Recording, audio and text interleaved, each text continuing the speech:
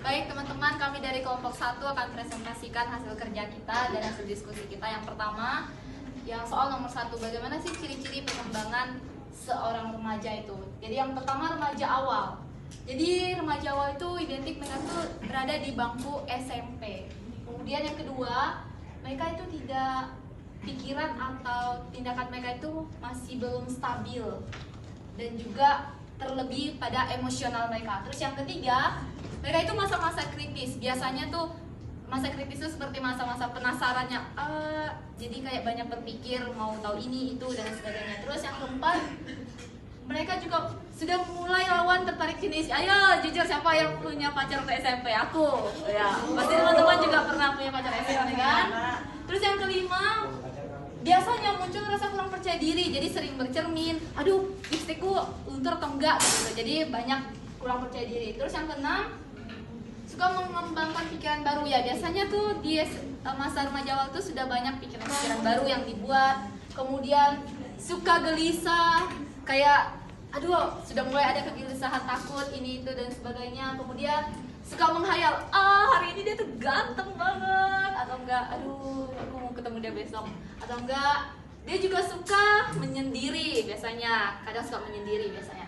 Kemudian remaja tengah, biasanya mereka itu sudah sangat butuh teman. Yang kedua, kondisi mereka biasanya banyak resah dan biasanya mereka suka bingung.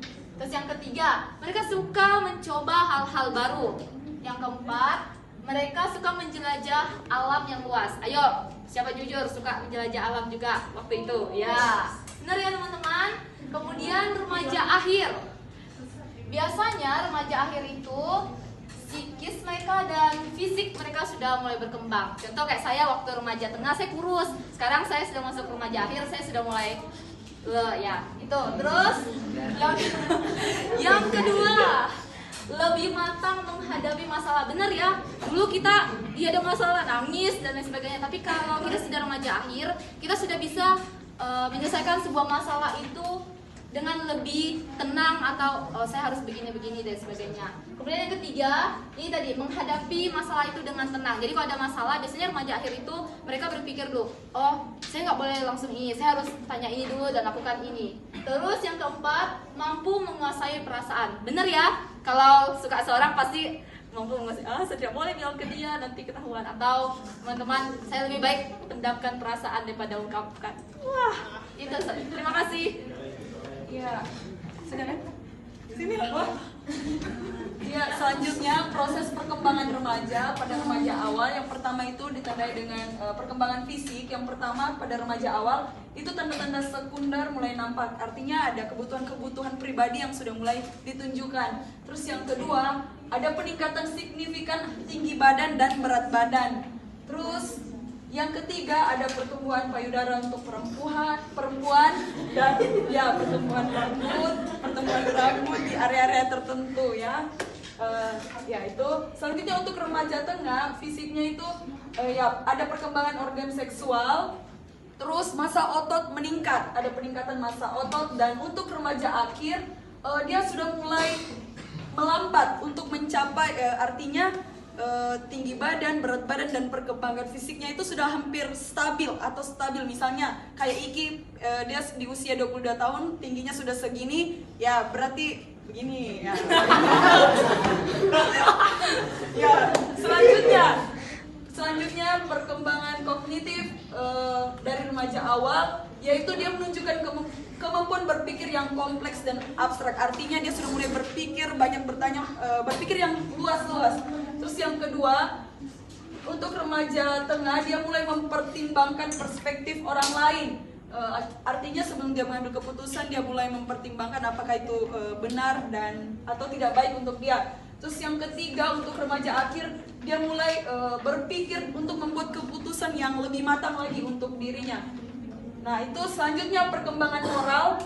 Perkembangan moral yang pertama itu remaja awal mulai mempertanyakan nilai-nilai norma yang berlaku pada lingkungannya, pada masyarakat ataupun di lingkungan sekolahnya. Terus yang kedua, untuk remaja tengah, dia mulai membangun apa yang benar dan salah melalui pengalaman. Artinya dia mulai bertanya-tanya, saling berbagi dengan sesamanya. dari pengalaman untuk mencari tahu apakah itu benar dan salah untuk dirinya. Terus yang ketiga, remaja akhir itu mulai menghadapi tanggung jawab sosial. Artinya dia sudah mulai siap untuk menerima tanggung jawab yang dia berikan kepada dia. Terus untuk remaja akhir dia juga mencari atau sudah menetapkan tujuan hidup yang lebih jelas. Ya, itu saja. Terima kasih. Oke, selanjutnya yang kami dapat itu untuk mencari faktor perkembangan remaja. Ada 2 faktor yang kami dapat. Yang pertama itu faktor genetik dan yang kedua itu faktor eksternal atau lingkungan. Di dalam faktor genetik ini yang pertama yang kami dapat itu genetiknya keturunan, dan yang kedua faktor genetik ini bersifat tetap dan itu pastinya tidak akan pernah berubah karena dia faktor genetik. Dan faktor genetik ini menentukan beberapa karakteristik seperti jenis kelamin, ras, warna rambut, warna kulit, dan lain-lain. Terus yang kedua itu faktor eksternal.